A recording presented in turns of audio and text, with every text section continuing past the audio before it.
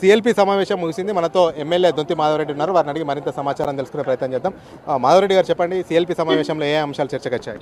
సిఎల్పిలో ఈరోజు 4 అంశాలపైనే ఈరోజు agenda. 1 is సన్నబియ్యం, 2nd ఈజ్ భూభారతి, 3rd ఏదైతే ఇండ్ల నిర్మాణం, 4th ఎస్సీ కేటగిరీస్. వీటన్ని కూడా అమలు చేసే నేపథ్యంలో మీరు గ్రామాల్లో ఉండబడే అర్హులైన వారందరికీ కూడా ప్రభుత్వ అధికారులు ఇప్పటివరకే సమీకరించినారు. ఆ యొక్క సమాచారాన్ని ఆ యొక్క లిస్టును తయారు చేసుకుని అర్హులైన వాటిలో 3,500 ఇండ్లు మనం మంజూరు ఇచ్చినాము. అందులో మీరు మంజూరు చేసి వెంటనే ప్రారంభించండి, ఆ యొక్క వసతిని ఏర్పాటు చేయడమని నెంబర్ 1. నెంబర్ 2, భూభారతి పెండింగ్ ఉన్న కేసులన్నీ కూడా ఇప్పటివరకు కలెక్టర్ ఆఫీసులో, ఆర్డీ ఆఫీసులో, ఎంఆర్ఓ ఆఫీసులో ఉన్నాయని కూడా ఆ యొక్క సమీక్షించి ఆ యొక్క సమస్యని పరిష్కరించడము.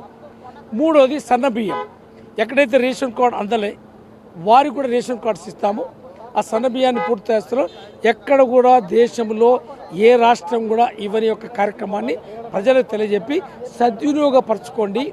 గతంలో మాదిరిగా ఏదైతే రీసైకిల్ చేయకుండా మీరు చూసి ఏర్పాటు చేయమని కోరడం జరిగింది. ఇక ఎస్సీ కేటగిరీ దేశంలో ఎక్కడ లేదు, మనమే స్టార్ట్ చేసాము. ఏదైతే చట్టం తీసుకొచ్చాము ఇవన్నీ కూడా చేస్తాము, వారికి కూడా తెలియజెప్పి అది వినియోగించుకోమని చెప్పడం జరిగింది. మీరు మొదటి నుంచి కాంగ్రెస్లో ఉన్నారు, సీనియర్ ఎమ్మెల్యేగా ఉన్నారు, ఇండిపెండెంట్ కూడా మీరు గెలిచారు. పర్సనల్ అంటే ఇండివిజువల్ కేపబిలిటీ ఉన్న నాయకులు. మీరు మంత్రి పదవి ఆశిస్తున్నారా? మీకు మంత్రి పదవి రావాలని మీరు కోరుకుంటున్నారా? తప్పకుండా శాసనసభ్యునిగా సీనియర్ కార్యకర్తగా అవకాశం కల్పించమన్నాం. అధిష్టానాన్ని కోరినాం, విన్నవించుకున్నాం. తప్పకుండా వస్తుందని చెప్పి ఆశిస్తాం. అంటే ముఖ్యమంత్రి రేవంత్ రెడ్డి వరంగల్ పర్యటనకు వచ్చినప్పుడు కూడా కొన్ని ప్రోగ్రాంలలో మీరు పాల్గొలేదని మీ మీద విమర్శలు ఉన్నాయి, ఎట్లా చూస్తారు? ఆ రోజు మేము అందుబాటులో లేము, అందులో పోలేదు. అయితే ముఖ్యమంత్రి రేవంత్ రెడ్డికి మాధవరెడ్డికి గ్యాప్ ఉంది. మాధవరెడ్డి ఇంతవరకు అభివృద్ధి పనుల గురించి వచ్చి ముఖ్యమంత్రి రేవంత్ రెడ్డిని కలవలేదు అనేది ఒక పెద్ద ఎత్తున చర్చ జరుగుతుంది. 119 కాన్స్టిట్యున్సీలో జరిగే కంటే మెరుగ్గా జరుగుతూ ఉంది. ముఖ్యమంత్రితో ఎప్పుడైతే అవసరం ఉందో అప్పుడు కాన్స్టిట్యున్సీకి అవసరం ఉన్నప్పుడు తప్పకుండా పోతాను, కలుస్తాను, పనులు చేస్తాను.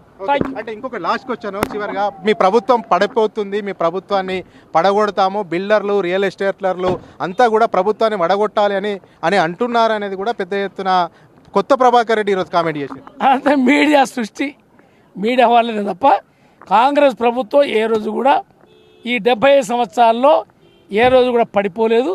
5 సంవత్సరాలు కాంగ్రెస్ ప్రభుత్వం ఉంటుంది, ఏమాత్రం ఇబ్బంది లేదు, మీరు నిశ్చింతంగా ఉండాలి. 5 సంవత్సరాలు మీరు అంటారు, ఏ క్షణమైనా పడిపోవచ్చు, మళ్ళీ కేసీఆర్ ముఖ్యమంత్రి అంటున్నారు. తప్పు. మా ప్రభుత్వం సుస్థిరంగా ఉంటుంది, మేమే 5 సంవత్సరాలు పాలన చేస్తాము, ముఖ్యమంత్రి అవసరం ఉన్నప్పుడు నియోజకవర్గ పనులపైన ఖచ్చితంగా ముఖ్యమంత్రిని కలుస్తాను, నేను మొదటి నుంచి కాంగ్రెస్లో ఉన్నాను, నాకు మంత్రి పదవి కావాలని దొంతి మాధవరెడ్డి చెప్తున్నారు. కెమెరామ్యాన్ భరత్తో రాజ్ రెడ్డి, రాజ్ న్యూస్.